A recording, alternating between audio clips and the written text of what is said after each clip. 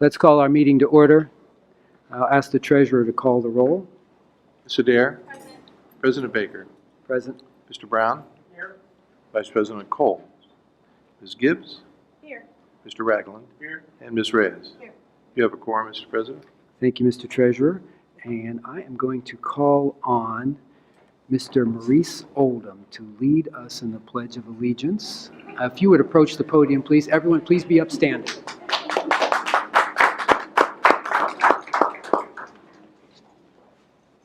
Welcome back, sir. I pledge allegiance to the flag of the United States of America and to the republic for which it stands, one nation, under God, indivisible, with liberty and justice for all. Thank you, sir. All right, colleagues, if you'll allow me, I'll just briefly read through our agenda just so we all know the work before us this evening. We do have a number of board recognitions, and we'll do those first. We then do have speakers who will provide public testimony to the board. We will then take up our consent agenda, after which we will hear points of pride and announcements, and then we will recess into executive session. Having said that, is our motion that we adopt the agenda as presented? So moved. Second. Moved and seconded. Mr. Treasurer? Ms. Adair. Yes. President Baker. Yes. Mr. Brown. Yes. Ms. Gibbs. Yes. Mr. Ragland. Yes. Ms. Reyes. Yes. Motion carried. Thank you very much. I'm going to call on Ms. Gibbs to lead us through a recognition of National Suicide Prevention Month. Ms. Gibbs? Thank you, President Baker. Throughout the nation, September is known as National Suicide Prevention Awareness Month. And to bring awareness to this cause, we are going to open with a news story that recently aired on Channel 10. Tough things to face. One of them is suicide and its disturbing prevalence among young students. Columbus City Schools is now partnering with Nationwide Children's to teach prevention in the classroom. So let's get to 10 TV's Valencia Wicker. She joins us now to show us how this program works, starting with the kids themselves. And you know what? You all know the one thing that you don't want to have to talk to your kids about are things like suicide and depression. But you know what? Those are real issues when it comes to those kids and those youngest students who have to cope with those things. Thankfully, there's a program giving them awareness and the tools they need to overcome. Class is in session at the Columbus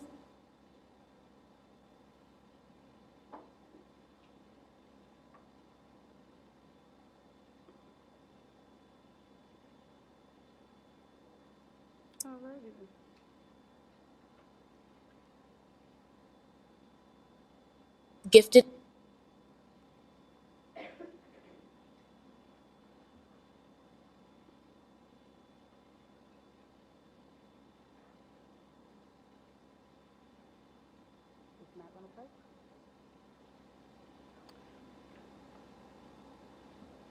So if you were to see the video, they were going to show their work with Columbus Gifted Academy and the work that Nationwide Children in their center is doing with our students to teach them about the warning signs of depression and suicide.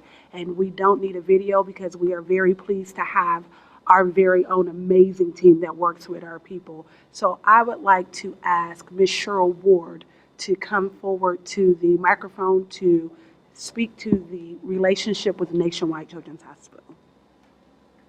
Good evening, President Baker, Vice President Cole in his absence, and to the board.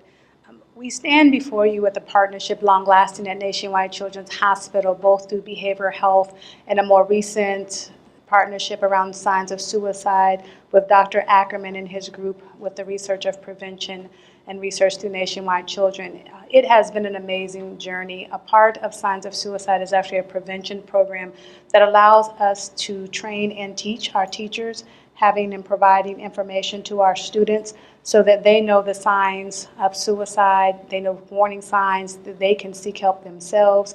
The program itself is a pretty robust program. It takes the work of all the clinicians that we partner with at the buildings for Nationwide, as well as our counselors, our social workers, and oftentimes our nurses, as well as school psychologists and our teachers. So we are proud of the partnership. Dr. Glenn Thomas is here, Dr. Ackerman is here, Cam Twyman, who works with our behavioral health, are here, and a clinician to help us celebrate and recognize the need. We are also partnering with them this month, and we are doing a series of parent sessions at various schools around the city to bring awareness. And so if I can do a shameless plug to the community to come out this month, we have several sessions available for parents, community, teachers, so that collectively we together can make a difference.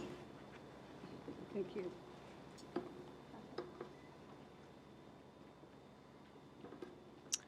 Good afternoon. Thank you. It's a pleasure and a privilege to be here in front of the board. We truly appreciate our collaboration with Columbus City Schools. I think we have a shared understanding that we need to take care of the whole child, and that's why mental health is such a concern, particularly here in Franklin County. Over the last roughly decade, we've seen a fourfold increase in the rate of suicide with school-age children and teens, which is terribly concerning. I think our collaboration with Columbus City Schools is particularly strong in the area of suicide prevention, and in large part due to the efforts of Cheryl Ward and other district leaders. So we appreciate the recognition, we appreciate the partnership, and we look forward to continuing to work with you. Thank you very much. Thank you very much. And if you are here with Nationwide Children's Hospital, could you come to the microphone and just briefly tell us your name and what you do? They have an amazing team here. Good evening. I'm Cam Twyman with Nationwide Children's Hospital. I oversee the behavioral health school-based program that partners with a number of schools in the district. Hello, my name is Charnel Breedlove. I am actually one of the school-based therapists at Woodward Park Middle School. I'm there full-time. Hi, I'm Nefertiti Richards. I'm a school-based therapist at Yorktown Middle School and Independence High School. Hi, I'm John Ackerman. I coordinate the suicide prevention services at Nationwide Children's Hospital. And as Glenn said, we're very appreciative of our partnership. Thank you very much. Hi, I'm Laurel Beaver. I work for the Center for Suicide Prevention and Research, so I'm one of the specialists that go in and help the school learn the program that they provide to the students. Thank you all very much. President Baker, the resolution reads as follows. Whereas September is known throughout the United States as National Suicide Prevention Awareness Month and is intended to help promote awareness to the suicide issue and prevention resources available to our students, families, and our larger community. And whereas suicidal thoughts can affect anyone, regardless of age, gender, race, sexual orientation, income level, religion, or background. And whereas, according to the United States Center for Disease Control, each year more than 41,000 people die by suicide. And whereas suicide is the 10th leading cause of death among young adults in the United States and the second leading cause among young people aged 10 to 24. And whereas every member of our community should understand that throughout life's struggles, we all need the occasional reminder that we are all silently fighting our own battles. And whereas the Columbus Board of Education adopted policy 5350 to address suicide prevention, education, and incidents in the district. And the Columbus Board of Education publicly states and places its full support behind local educators, mental health professionals, athletic coaches, scout leaders, police officers, and parents as partners in supporting our community and simply being available to one another to prevent and address suicide. And whereas school social workers and school counselors are on the front lines of a battle that many refuse to still discuss in public. And as suicide and mental health wellness remains a forbidden topic that many refuse to recognize or openly speak about in our community. And whereas all of our district partners, and especially Nationwide Children's Hospital Behavior Health School-Based Program, work with our school social workers and counselors to provide an array of mental health services in our schools. And whereas over a 4-year period, the district has also partnered with Nationwide Children's Hospital Center for Suicide Prevention and Research to provide education and prevention services to students, parents, and staff through the Signs of Suicide program that you see on the screen. With the assistance of all of our teachers, counselors, social workers, and other staff, we rolled out 67 signs of initiatives in our schools, training 370 classroom teachers and reaching approximately 8,500 students. Now, therefore, be it resolved that the Columbus Board of Education does hereby recognize the month of September 2019 as National Suicide Prevention Awareness Month. And be it further resolved that we recognize, honor, values, and appreciate the outstanding work of our school social workers, school counselors, and others for meeting the needs of our students and staff on a daily basis. And be it further resolved that we appreciate the unique and innovative partnership with Nationwide Children's Hospital to provide holistic and comprehensive suicide awareness, prevention, and mental health and wellness services for our students, their families, and our community. Be it further resolved that Columbus City Schools will partner with Nationwide Children's Hospital to provide parents and guardians an opportunity to learn about depression and suicide warning signs at our workshops at Downtown High School, Dominion Middle School, West High School, and Woodward Park. Be it further resolved, the board encourages everyone in our community to take the time to check the well-being of their family, friends, and neighbors, and to genuinely convey appreciation for their existence by any gesture they seem appropriate, such as a simple phone call, message, handshake, or hug. And it can go a long way toward helping someone realize that suicide is not the answer. Is there a second? Second. Moved and seconded. Any further discussion, colleagues? Mr. Treasurer? President Baker, Yes. Mr. Brown, Yes. Ms. Gibbs, Yes. Mr. Ragland, Yes. Ms. Reyes, Yes. Ms. Adair. Motion carried. Thank you, colleagues.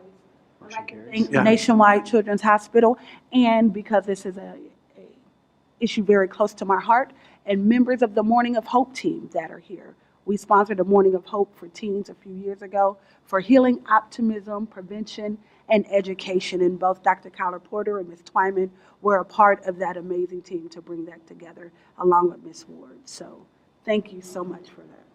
Thank you, Ms. Gibbs. And at this time, we'll take a photograph. So we'll ask everyone who is involved with that partnership to come up to the front so we can take a photograph with your resolution.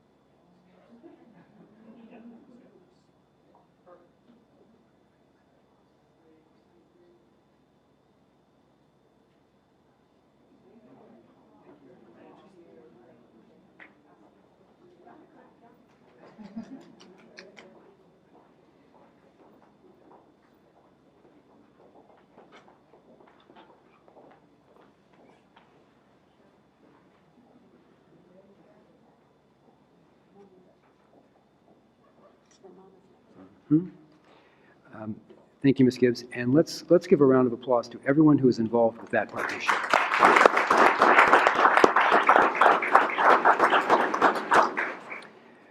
Thank you very much. Thank you, one and all. I'm going to call on Ms. Reyes next. Board Member Reyes, are you prepared to present a resolution? Sí. Muy bien. Buenas tardes a todos. Me da un placer tener la oportunidad de presentar esta resolución de parte de los latinos aquí en Columbus, no nomás la comunidad, pero también de nuestras escuelas. Can you translate? No, just kidding. Just kidding. I could give it a shot. I think I got most of that. So it's a great honor to have this opportunity to actually say a few words about National Hispanic Heritage Month. I recently had the opportunity to meet one of my sheroes, Chief Justice Sonia Sotomayor, and she talked about the opportunity of us that we have to have access to our children, to educate our children, to empower our children, to set a little seed of hope, high expectations, but to be present. And I truly believe that that's something that we do on a regular basis. Whereas Hispanic Heritage Month began as National Hispanic Heritage Week in 1968 and was later expanded to National Hispanic Heritage Month in 1988, and the month began on Sunday, September 15, which represents the anniversary of the independence for 5 Latin American countries: Costa Rica, El Salvador, Guatemala, Honduras, and Nicaragua. And the theme of this year's celebration of Hispanic and Latino heritage, culture, and contributions is Hispanic Americans, a history of serving our nations. Mrs. Gillison, what do immigrants do?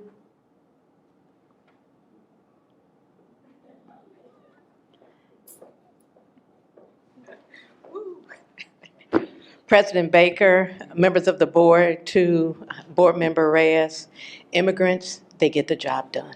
Thank you. So the winning theme was submitted by Veronica Vasquez, President of National Image Incorporated, stating Hispanic Americans have recently been subjected to attacks on our loyalty. It is now time to remind people of the many contributions of Hispanics to the history of our nation. Hispanics have served and continue to serve our nation with honor and valor in all aspects in the formation of our country. Our contributions are numerous. So the month is intended to broaden and increase the awareness of many Hispanic contributions to American culture, to show how diversified the Hispanic community is, and to promote a greater interest in young people as to the Hispanic history and culture.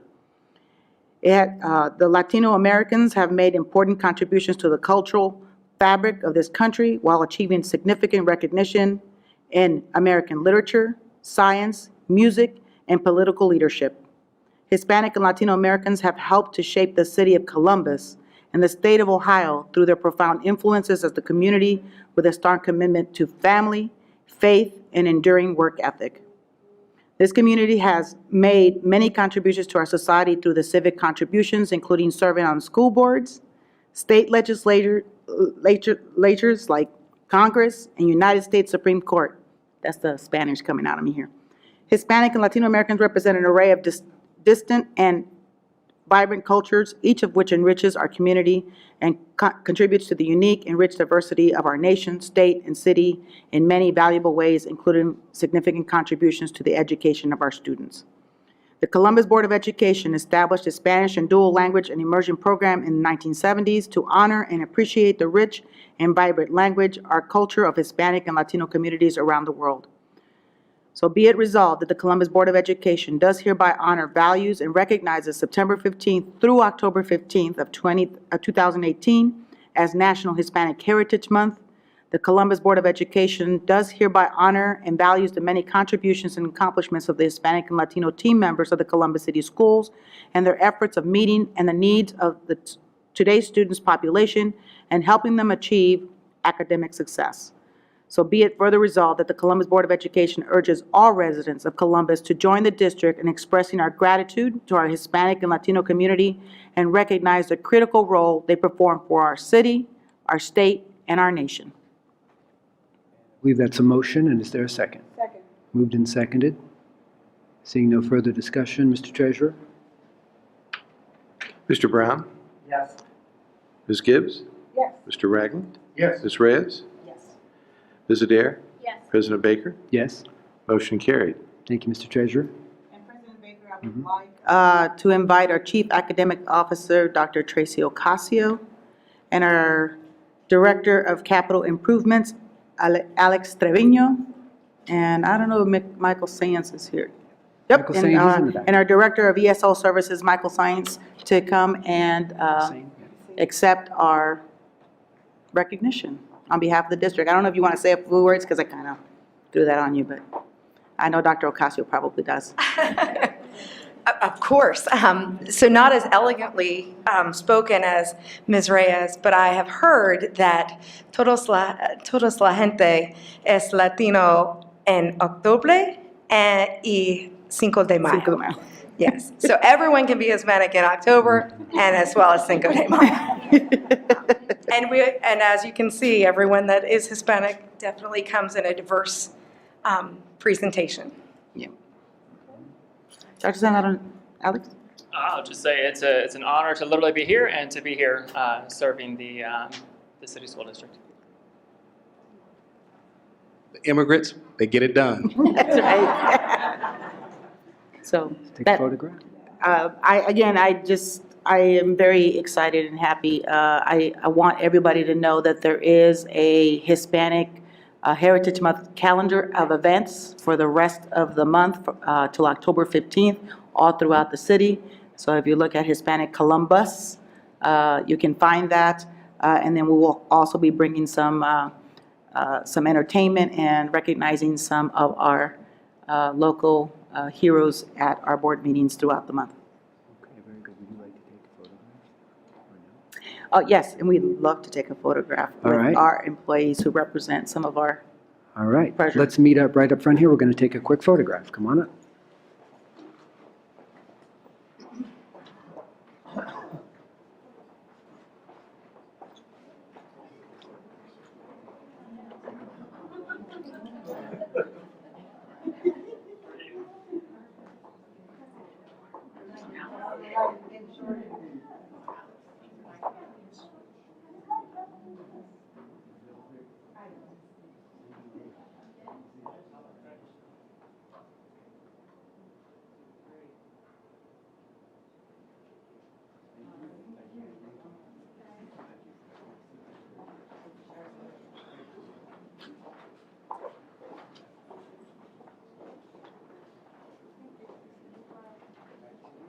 Back to me. Okay. Thank you. Thank you, Board Member Reyes. Appreciate that. The board believes it's critically important to recognize the contributions of everyone who helps to make this a great country. And thank you very much for helping us to do that tonight.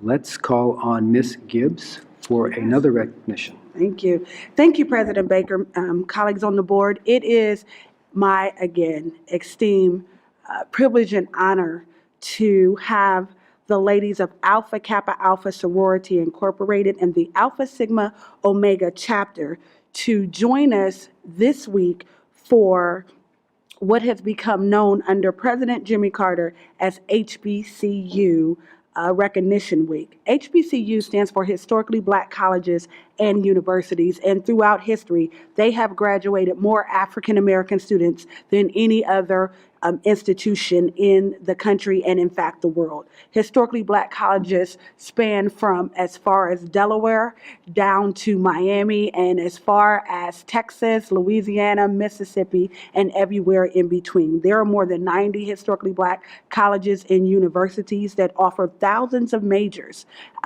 throughout medicine, education, government, politics, and the healthcare fields.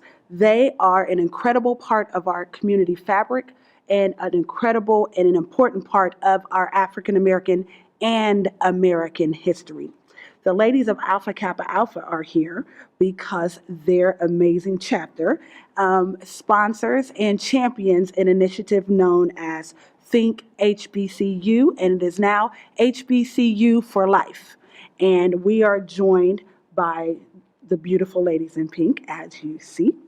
And I would like to call on the president of Alpha Sigma Omega chapter, I'm resisting saying ASO, Ms. Charlene Free. Y'all can give a round of applause as she comes.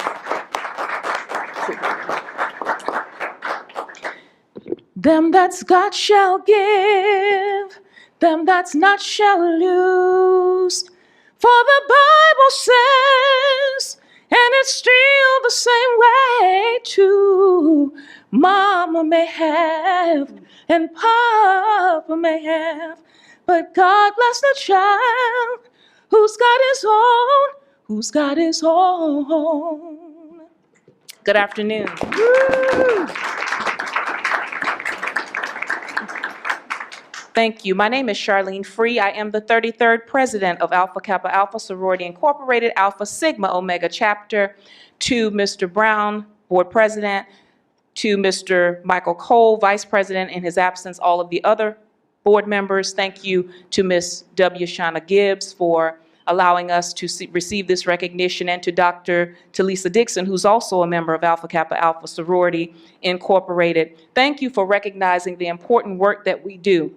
HBCUs were created at a time when no other gates or doors were open to us. They were created for us, created by us, and many are still predominantly run by African Americans, and as Ms. Gibbs said, have graduated many that have made substantial contributions throughout the world and continue to.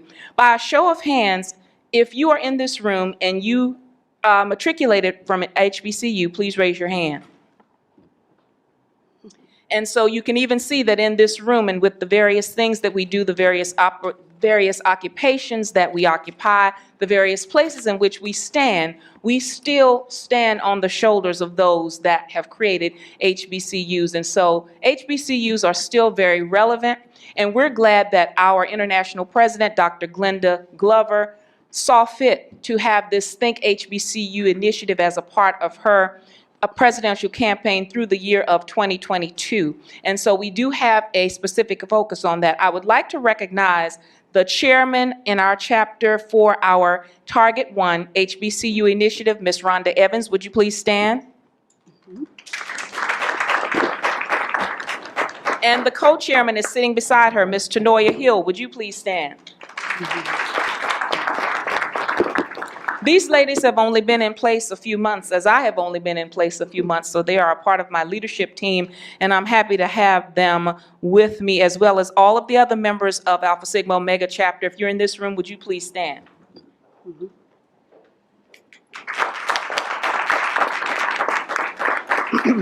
I want to thank my chapter members for taking the time to be here today.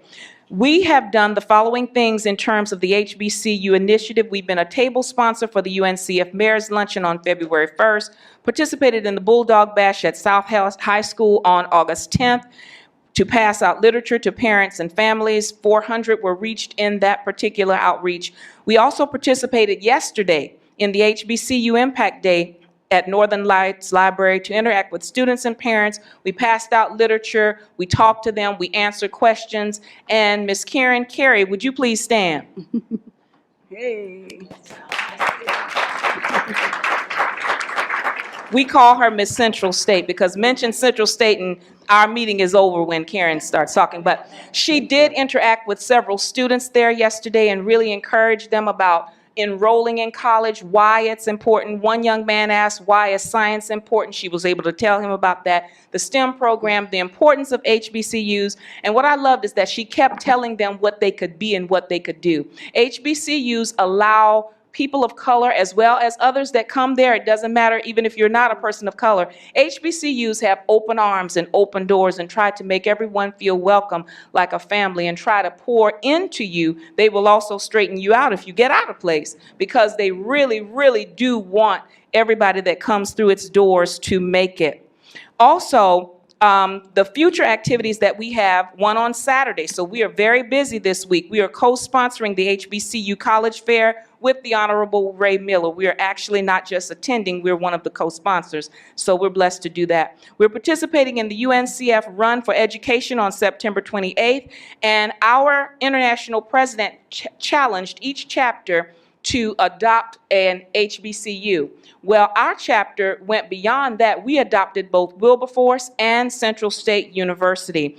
Additionally, on May 23rd, we awarded $26,300 in scholarships, of which $12,000 of that went to students who are going to HBCUs. We were able to do that through our Achieving Standards of Excellence Foundation, of which Ms. Stephanie A. Yancey Bland is the chairman of that. And you'll recognize this second name, Ms. Evelyn Elaine Bell, is the executive director of our foundation, and we're part of that. On November 2nd, we will also partner with Wilberforce for the Tom Joyner Hungry for Education HBCU College Fair. So we are a chapter that travels, we are a chapter that works. We're not just talking the talk, we are walking the walk. And we thank you for allowing us to be a part of this day, honoring us as we honor others and help them to achieve that which we have already achieved. Thank you. We appreciate being here. Woo.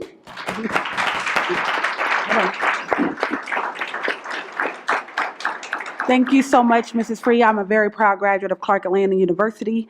Our superintendent is a very proud graduate of Mississippi Valley State University, and we are very proud alum. But we have to recognize a very important group. If you send your paycheck as a parent of an HBCU student, please stand up.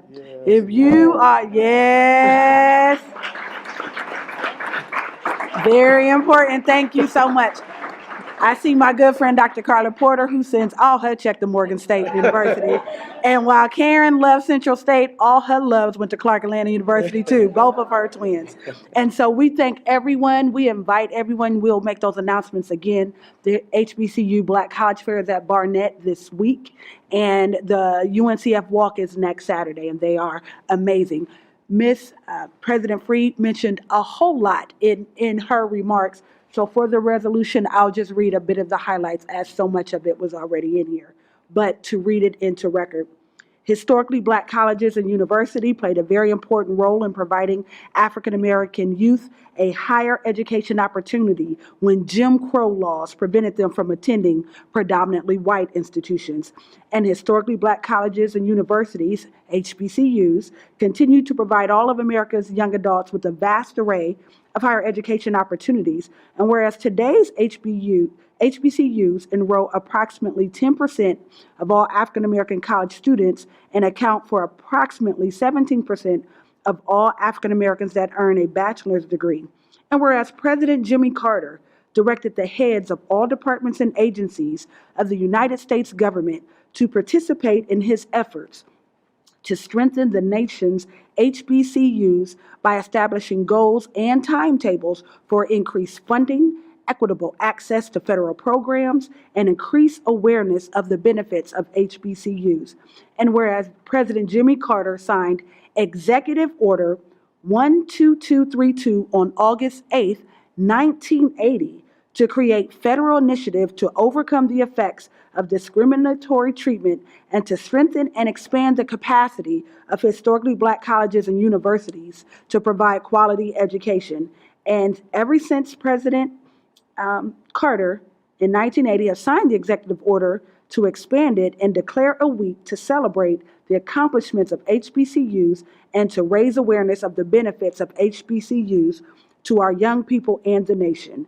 And whereas Alpha Kappa Alpha Sorority Incorporated was founded on the campus of an HBCU, Howard University, in 1908 as the first sorority of African American women.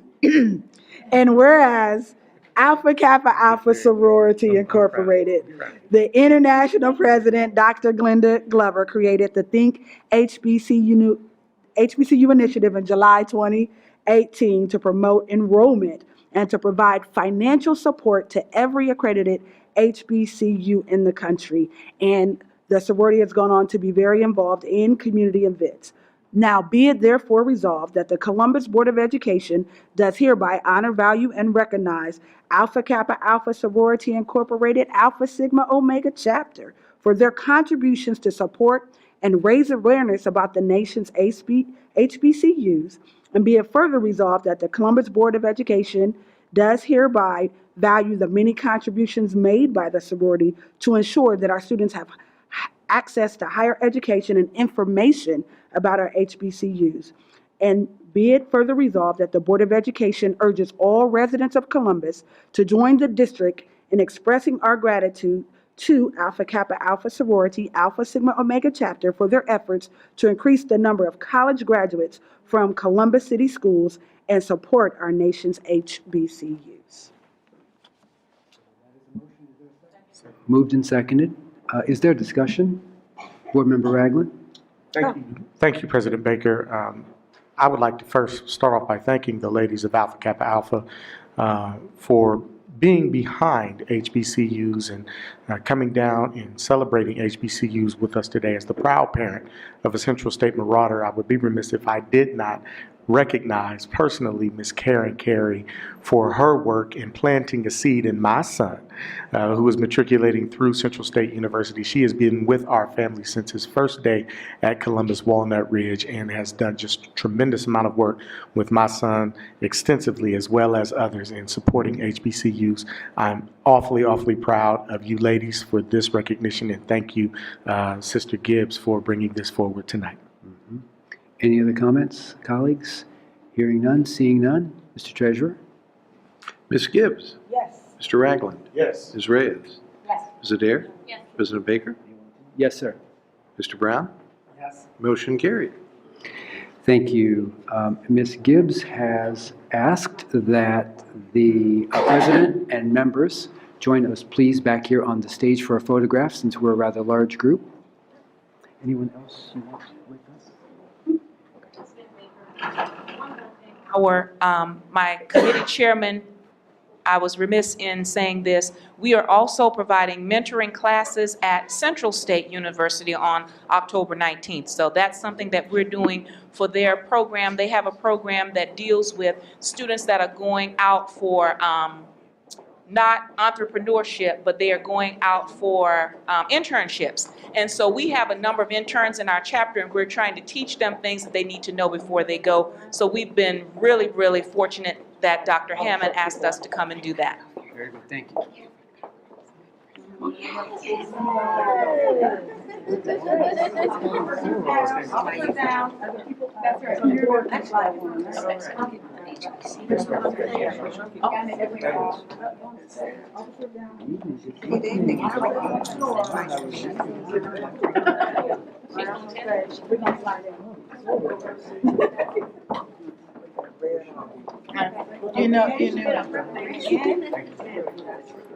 Dr. Dixon, can we turn off the light? I'm learning all the things. Thank you. We appreciate it. Thank you. I know you were senior with her. Oops, you got a girl, you want all members of Alpha Kappa Alpha? Yes. If you are a member of Alpha Kappa Alpha, will you come forward? I think everybody's.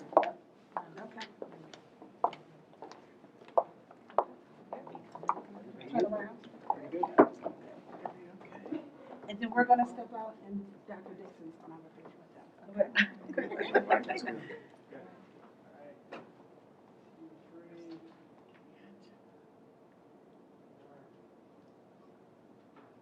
Thank you. There's one more. 1, 2, 3. 1, 2, 3. Perfect. Don't move. Thank you. Board members, please.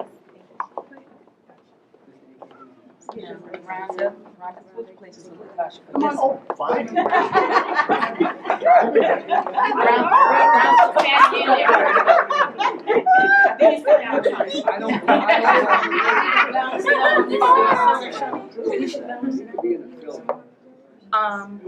Yes. The two of you go in the middle. Yeah. Better for anything.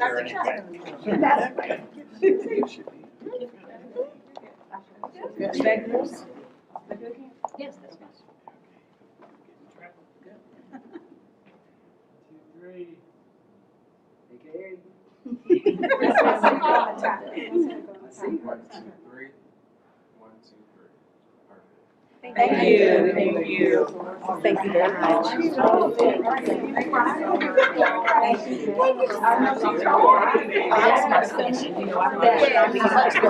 Yes. I can follow you all out. All right. But I also need to get this in front of us. Okay, yeah, no, it's a promise.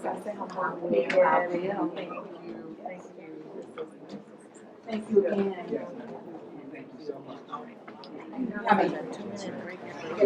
Yes. And now all y'all free to go. Okay. Yeah, y'all don't have to. Okay. I'm gonna step out. I'll be right back. Okay.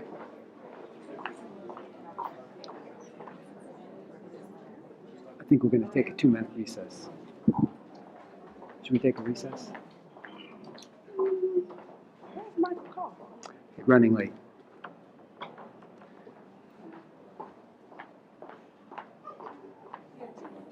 Pictures.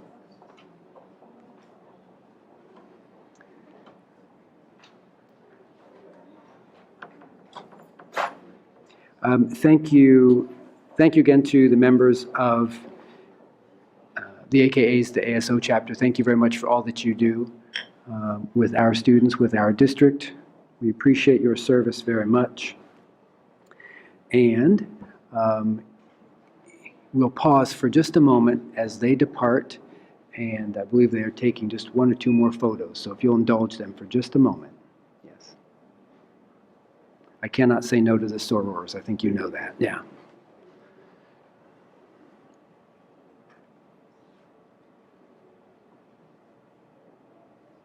I'll give them just a minute. That's what they are.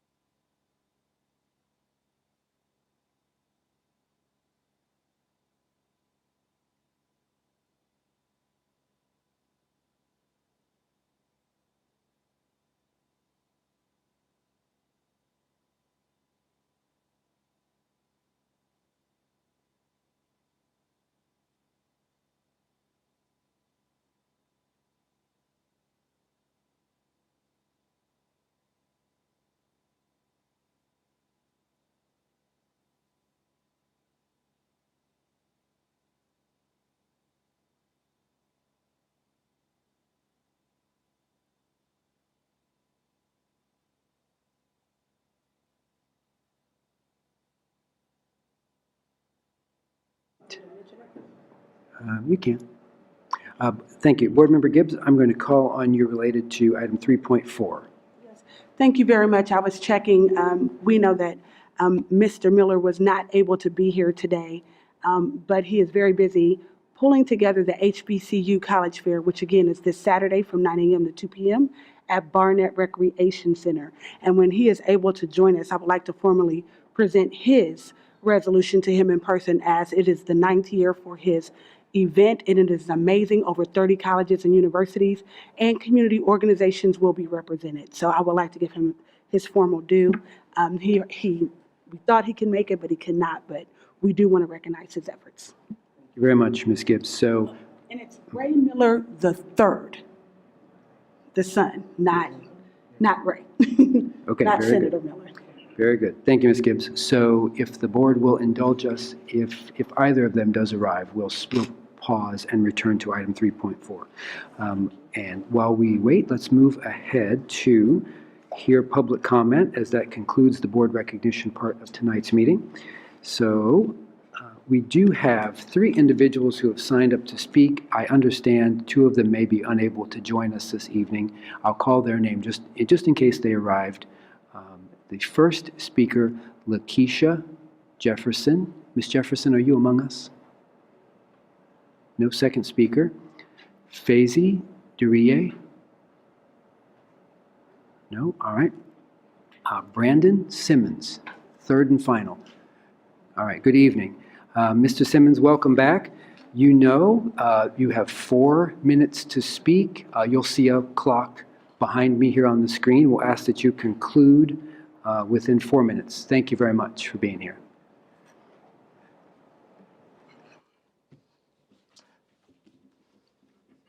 Good evening, President Baker, members of the Columbus City Schools Board of Education. My name is Brandon. I'm a proud Columbus City Schools student. I'm here today to talk about a couple different challenges that face the district. And I choose that word challenges for a very purposeful reason, because challenges can be overcome. The first item that I'd like to address is the excessive heat that several of our buildings and thousands of our students face every day. This week it was about a high of 81 degrees. That means it's about 92 degrees in the classroom. I know because I measured with a thermometer. And so when you have temperatures that reach into the low 90s and oftentimes into the 100 when it gets up to 88 degrees, you really have 2 issues. You have a safety issue. I'm a senior, and for the past 3 years, I cannot remember a year when a student or a staff member has not had a medical issue with the heat and had to have medical attention called via 911 in an ambulance. And so you have really a safety issue first, safety for our students and safety for our hardworking staff members. And then the second issue that you have is it really hinders learning. And it hinders learning in the way that it makes it hard to concentrate and it makes it hard to focus. Yesterday, one of my classmates said, quote, "Why are you even here? It's too hot to learn." And so, when your skin is sticking to the tables, when you have sweat running down your forehead into your eyes, it really hinders learning, and it makes it very difficult. We have about 13 buildings across the district that do not have central air, and that really hinders learning. But I also wanted to talk about, there have been conversations about a levy being placed on the ballot next year to help alleviate some of those buildings and facility issues. And I wanted to make sure it's important to highlight that when taxpayers, talk about levies and they look at levies, the issue is not whether or not the public is willing to invest in our schools. The issue has really been, when I talk to the community, the concern about how the board has been, frankly, spending the tax dollars that the community sends here. When I go out into the community, they ask me, why have we spent $59,000 on, or allocated $59,000 for board travel in just this fiscal year alone? That's more than what we pay a first-year teacher with a bachelor's degree. I believe it's about 45, 44. And so and then, with benefits, that's a teacher. And so when I go out and I talk to the community, they tell me, we would much rather have more teachers in our classroom than be spending salaries on board travel. So my ask here today is for the board members who are attending that Miami trip next week, the 26th to the 28th, 2 of which will not be on this board come next January. And 2 others which, frankly, just 2 years ago, one wanted to leave the board, and one decided to run for a different office, and one applied for a different office. And so, to be frank, when I go and talk to the community, they ask me, why are we spending money on that? Now, yes, of course, $59,000 is not enough or $30,000 is not enough to air condition an entire building. That's obvious. However, it does erode the public trust in the board, and it does make taxpayers question, why are we spending so much money on this when my student is sitting in an unair-conditioned classroom? And so why those 4 board members are in Miami, I ask you to think about a 92-degree classroom and think about trying to do that professional development in an unair-conditioned building. And because it is And I say this out of, I'm a senior, so I will not benefit from any central air conditioning. But I say this out of a passion for not only my school, but the district as a whole, because it's really important that we have learning environments where we can fully flourish. But it's also, frankly, an equity issue. You look at, is the student, for example, a standardized test or a MAP test, or even just an AP course, a student who's trying to learn that in a 92 degrees classroom probably will not do as well as a student who is comfortable, who doesn't have to worry about whether or not they're going to overheat, who doesn't have to worry about whether or not their skin is sticking to the desk and they have sweat running down their forehead, dripping into their eyes, and is burning. So that's my ask. Just think about how we can best allocate our resources and how we can best alleviate the overheating that's happening in our schools. Thank you. And of course, I always welcome any questions, and I will be here for most of the night, so you're always, of course, welcome to come up and ask me something. I appreciate it. Thank you so much. Mr. Simmons, thank you for taking the time to be here this evening. We appreciate your ongoing engagement. Any clarifying questions, colleagues? Only 3 board members are going to Miami. Oh, It's only 3. It's 3 now. Oh, okay. It's only 2, actually. I want you to have to write it. Oh, okay. So I'm sorry, I didn't realize that. Thank you, but I mean, it's still dollars that are not going to the classroom. Thank you. Thank you, Mr. Simmons. Thank you very much. Okay. And I do not believe we have any other speakers this evening. Thank you very much. Let's move on to, Mr. Miller's not here yet. Mr. Miller's not here yet, is he? No, okay. Let's move on then to hear from our direct reports. Madam Superintendent, would you like to share any items with the board this evening? Yes, I just have one item I would like to share. Last week and some other days, we've had several days in which we've had warmer than normal temperatures. And some of the buildings have been uncomfortable for staff and students, and we recognize that. So I've been meeting with the CEA president, and we have decided that I'm going to create a study team with CEA members and administrative team members to look at some policies or some that we can maybe investigate some policies that maybe our district can take to when we have some weather like we've had in the past. I know for many people think that it's best to maybe close all the schools when we have these severe temperatures, but it is a tough decision to make. We have 109 buildings total, and we have over 50,000 kids. So we try to make the best of those days. We are providing additional water, we're providing fans, and although it is not air conditioned, believe me, I've lived in both of my tenure in this district have been in non-air conditioned buildings, so I get it. And at Brookhaven High School, it was hot. At Columbus Alternative High School, it was hot.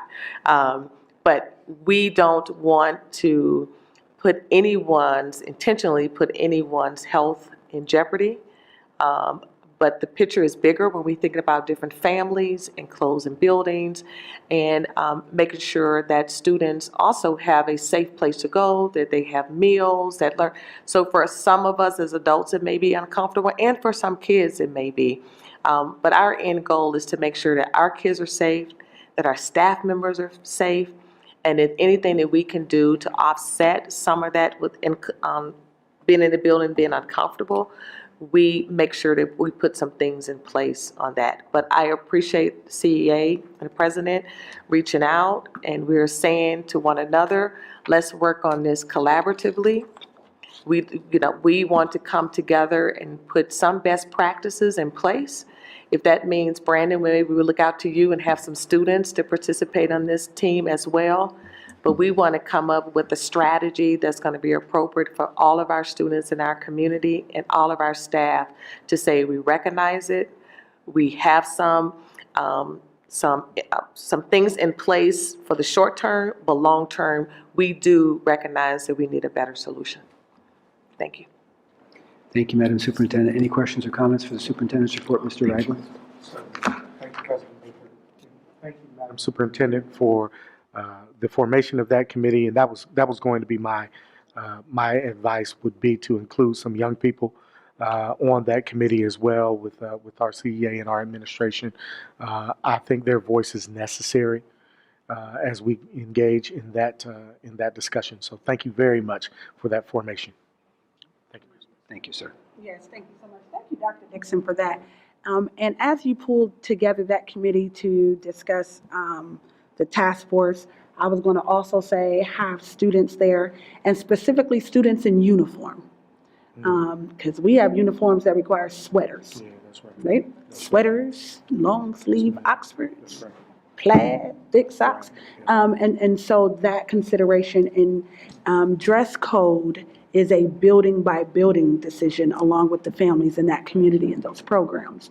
But if you would also add conversations around phased in or dress codes after a certain date, to look at our dress codes. You know, we know that flip-flops may not, because it's safety, right? Flip-flops may not be safe to wear to school during fire drills and some other pieces, but do we have an antiquated dress code system? I mean, can shorts be okay?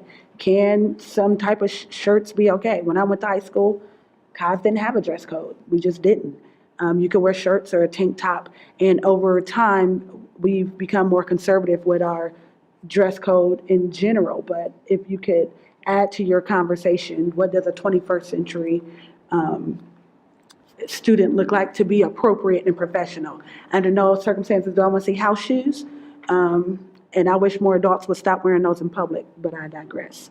But if you can add that conversation around, is it an October 1 start for certain types of clothing? Because we can never predict an Indian summer, but, you know, because we had a very cool start. It's one of the coolest start to the first day of school we've had in a long time. And then here comes Indian summer, you know, in the middle of September, and it can still get hot in October too. But I trust that your team will lead us to some good recommendations. Any other questions or comments for the superintendent? Yes, Board Member Adair. Third, that idea about the students, but also maybe incorporating some parents. I know we have some active PTAs in some of the legacy buildings. They might want to join. All right. Thank you, Madam Superintendent. Does that conclude your report? Yes. Thank you. Madam Internal Auditor, have you a report for the board this evening? Thank you, President Baker. I do not have a report this evening. Thank you. Mr. Treasurer, have you a report for the board this evening? Absolutely, I do. Thank you. Carry on. This evening, I have the financial report for the month ending August 31st. This report was reviewed by the Finance Committee last Wednesday on September 11th.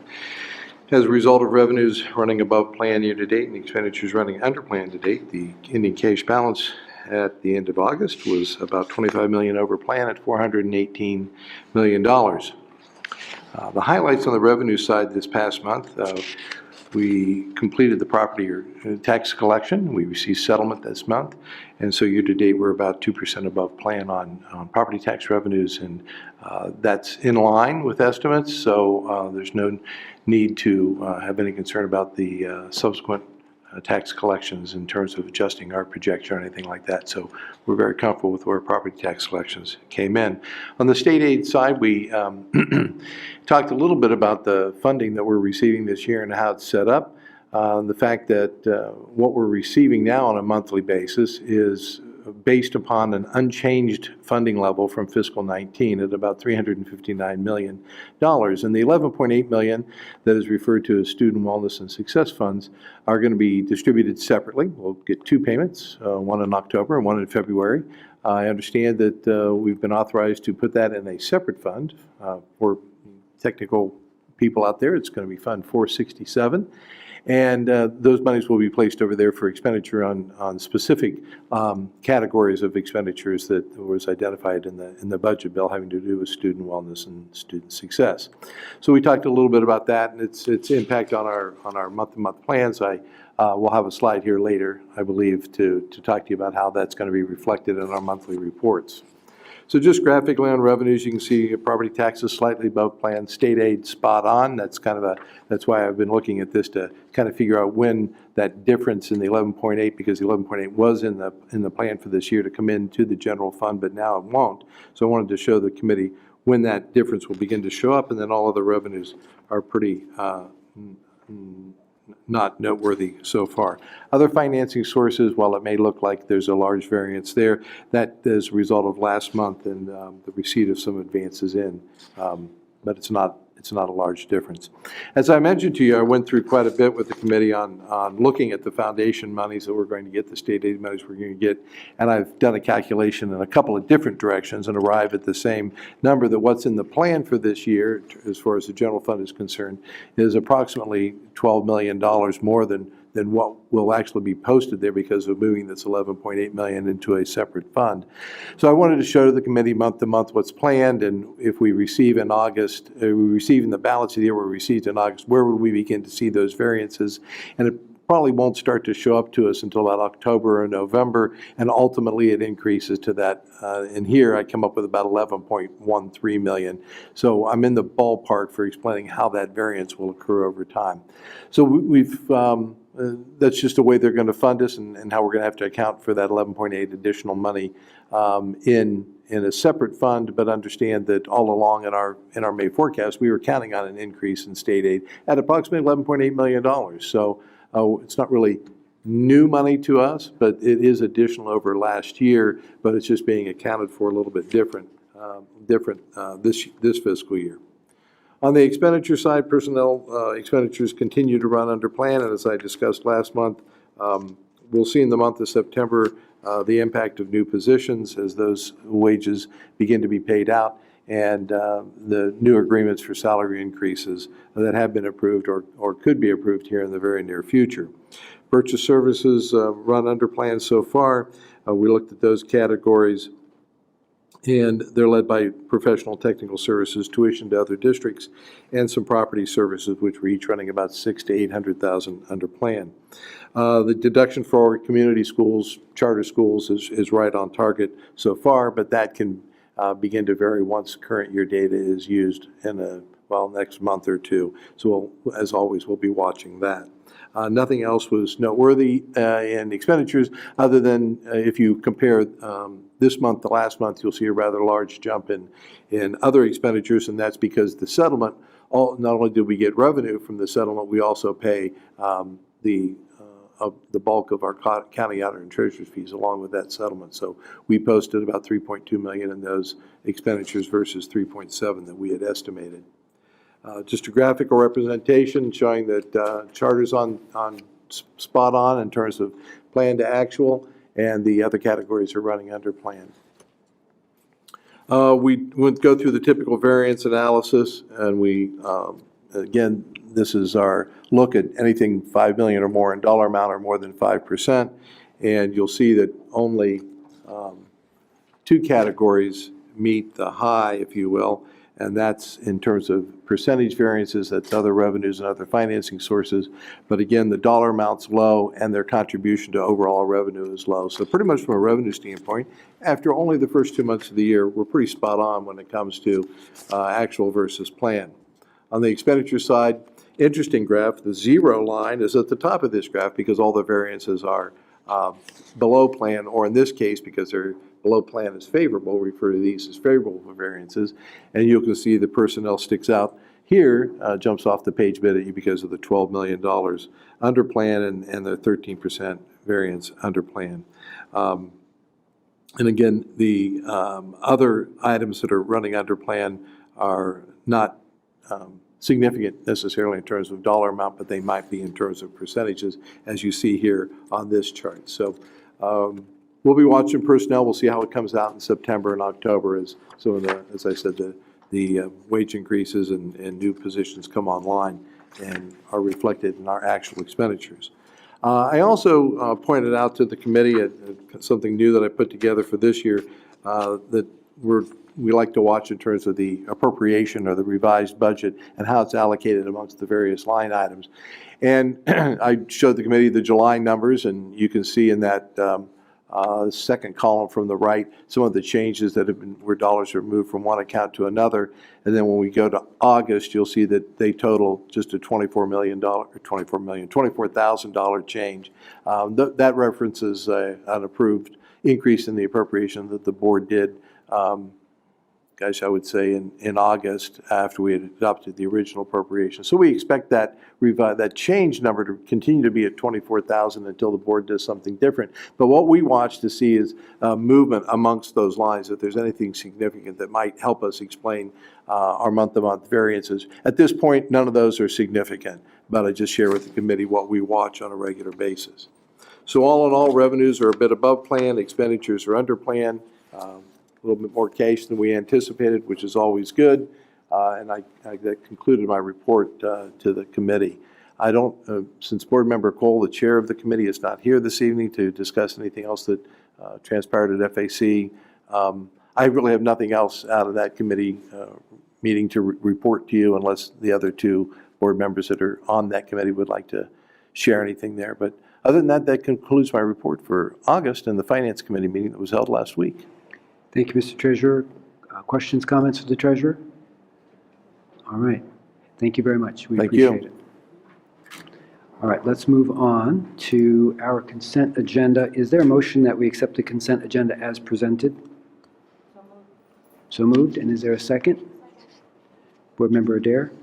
And Mr. Treasurer, please be advised that I've been advised that Board Member Adair will abstain on 16.1 and Mr. Ragland will abstain on 12.5, just so you are aware.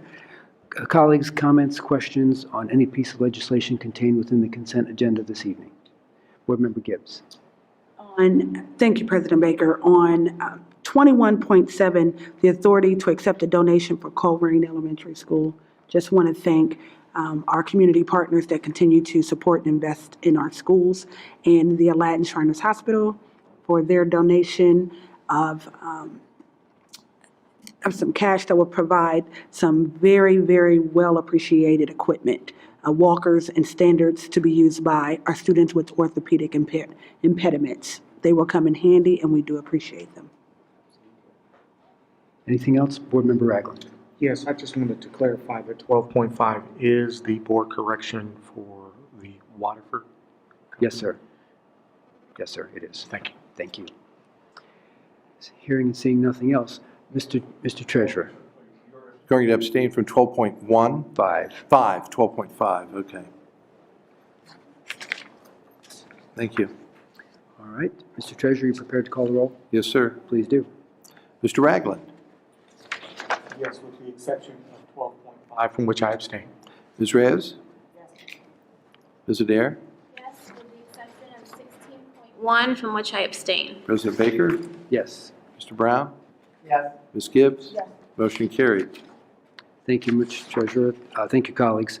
That moves us on to announcements and points of pride. Mr. Ragland, what would you like to share with us? Thank you very much, President Baker. If you all remember the last scheduled board meeting that we had an unfortunate incident with our high school athletic teams, for which I paid a proper penance.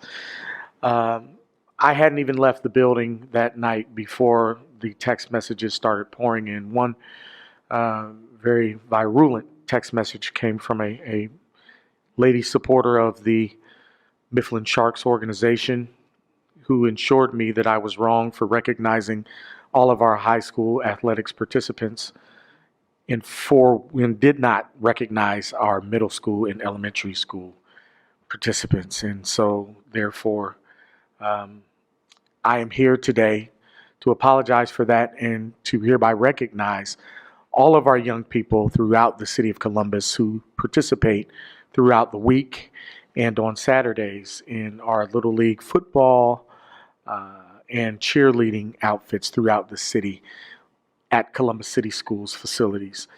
We have thousands of young people who every day engage in practices and study tables and cheerleading practices. And this, what you see here, is a photograph of the Mifflin Sharks Mighty Mites team circa 1981, practicing at that time at Mifflin Middle School.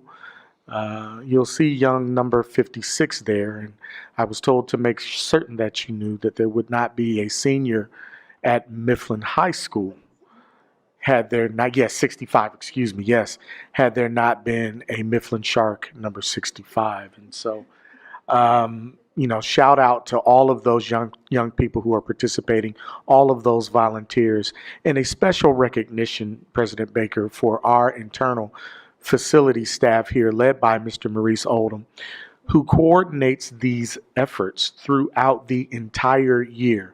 People don't necessarily understand what it takes to have hundreds of football teams throughout the city practicing and playing games on a weekly basis, and it is a yearly undertaking. As soon as this season is over, Mr. Oldham and his team will engage with all of these various leagues and teams in coordinating their efforts for next year. And so I wanted to make sure that in his return, Mr. Oldham and his team were properly recognized for the Herculean effort that they do to make sure all of our young people get a safe and fun activity to engage in starting in our fall athletic season.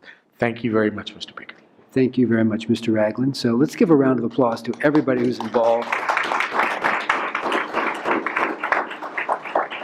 Sports are so important to our students, and we can't emphasize enough how important they are and how grateful we are for everyone who's engaged in helping to make sure our students have those opportunities. And 65, you look like you're ready to go there, Mr. Ragland. Yes, that's a great picture. Extremely tough team. Yes, sir. Yes, sir. Well practiced, well practiced. Mr. Ragland, does that conclude your comment for that? Yes, sir. That concludes my comments. Thank you, President. Thank you. Absolutely my pleasure. Board Member Reyes. Am I next on there? I believe you may be next. Yay. So this past Saturday, we participated in the English Learners Family Listening Tour. So that is a picture of some of our interpreters. You'll notice the multicolored shirts. They each represented a different language. So it was very evident to be able to see somebody who spoke French, Spanish. I think we had Swahili, we had Somali, and I'm too blind to see some of the other ones. When you walked in, you were greeted by one of the different colored shirts and individuals, and then you were led to a room, and at that room, you were addressed in the appropriate language. I was fortunate enough to be able to attend the event. It was wonderful. It was attended by many of our moms and some of our dads and our children. Just an opportunity for us to be able to hear feedback about their concerns, about what they feel that we need to be doing better, or what they feel they need to have access to. But in addition to that, we also had several of our departments there that were providing them information about our services, about the fact that we're not only taking care of children from a latchkey perspective, but also having programs available for our parents who want to continue their education with adult ed, and then some of our community's partners. So we are inviting people, we have two more available, Saturday, October 5th, from 10:30 to 1 p.m. at Wedgwood Middle School, which is at 3800 Briggs Road. Then we have our last one on Saturday, October 19th, again from 10:30 to 1 p.m. at Johnson Park Middle School, 1130 South Waverly Street in Columbus. If you have any questions, just please give us a call. I don't see a number here. I don't know if Mrs. Gillison wants to come up. But we do ask you to, if you have any questions, also to go and visit us at www.ccsoh.us/RSVP. But I'm sure we have a phone number if you have any questions. Absolutely, and thank you for that opportunity. President Baker, members of the board, our ELL listening tours, if there are families out there watching the board meeting tonight and you have questions about our ELL English Language Learner Listening Tour, please call area code 614-365-8868. Once again, area code 614-365-8868. Thank you. So just to better define an ELL learner, sometimes we use a lot of acronyms and we use a lot of phrases. What we tell some of our community members, if your child is learning English in our schools, so they know another language and they're learning English in our schools, and you're concerned or you have questions or you need more resources, this is the opportunity for you to come to advocate for how to get better resources and how to get your questions answered if you don't feel that we're doing a good job. Or maybe you want to come and give us some kudos because we are doing a good job and you want to give us some ideas of how we can do things better. Thank you, Board Member Reyes. Thank you very much. Colleagues, other announcements or points of pride? Board Member Gibbs? On Friday, September 20th, is the Reach Higher event. And Reach Higher is a partnership with our incredible partners at I Know I Can and the City of Columbus and Columbus City Schools. I'm not sure if you have the flyer or not, but all of Columbus City School seniors will be there. So I'm not sure if Dr. Dixon, if you or Mr. Smido or Ms. Gillison wants to speak to this amazing partnership. I would be, it doesn't matter, but we would definitely love for you to speak to them. Thank you very much. President Baker, to Board Member Gibbs, this coming Friday, September the 20th, is our All Seniors in Convocation at the Convention Center, and this is a big feat. We are bringing over 2,100 seniors, and similar to a convocation for all of our staff, they're going to hear a message from our superintendent, from our mayor, from Javier and Leslie Turner, who is a graduate of Eastmoor Academy. Then she graduated from Duke, and now she is at Harvard, and it's about reaching higher.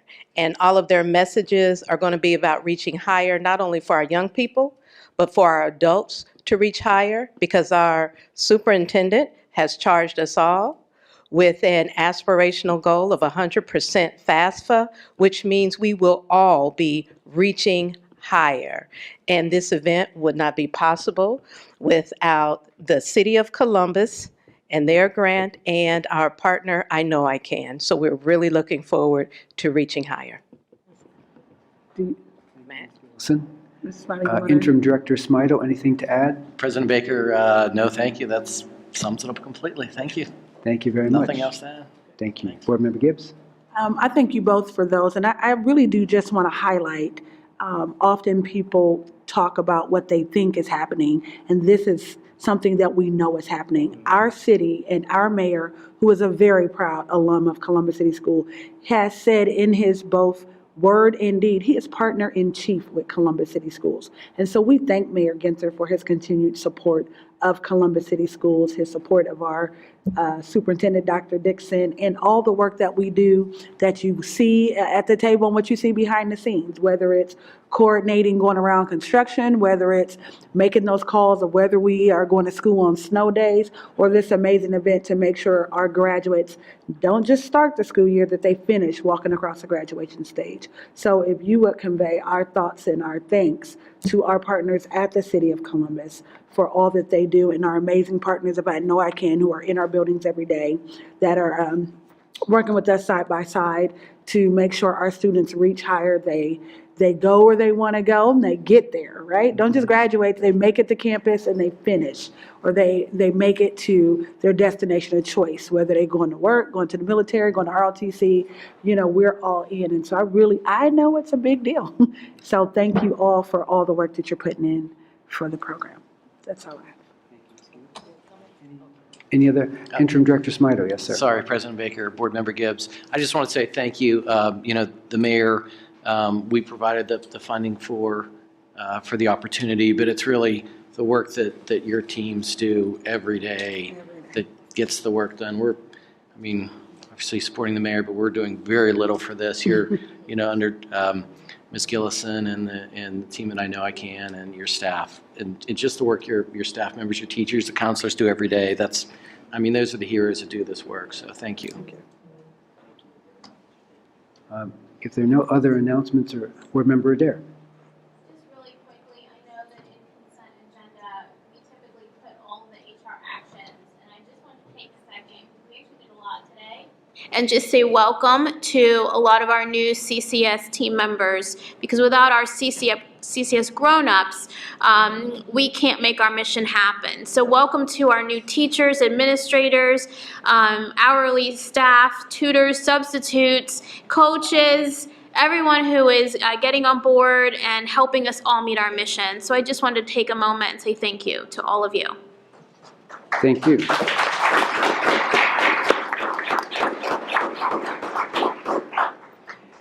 Thank you, Board Member Adair. And then the last thing I'd like to say is just to remind you, it's time to celebrate WCBE's birthday. So our radio station is going to be 63 on September 26th, and they're also going to be kicking off their annual Fall Fund Drive. So please consider supporting the station by listening. I know we all do that, and donating. I know sometimes we don't take the time to do that. So go to wcbe.org and make a gift. And I just wanted that birthday not to pass without being recognized. If there is nothing else for the good of the order, Board Member Adair, would you like to offer a motion? Yes, President Baker. I move that the Board of Education recess into executive session per section 12122G1 of the Ohio Revised Code to consider the appointment, employment, or compensation of public employees, and in regards to section 121.22G4 of the Ohio Revised Code to prepare for, conduct, or review negotiations or bargaining sessions with public employees concerning their compensation or other terms and conditions of their employment. Second. Moved and seconded. Seeing no discussion, Mr. Treasurer? Ms. Reyes? Yes. Ms. Adair? Yes. President Baker? Yes. Mr. Brown? Yes. Ms. Gibbs? Yes. Mr. Ragland? Yes. Motion carried. Thank you very much. The board will now recess into executive session. We'll adjourn from those chambers without returning to these. Thank you. Have a good evening.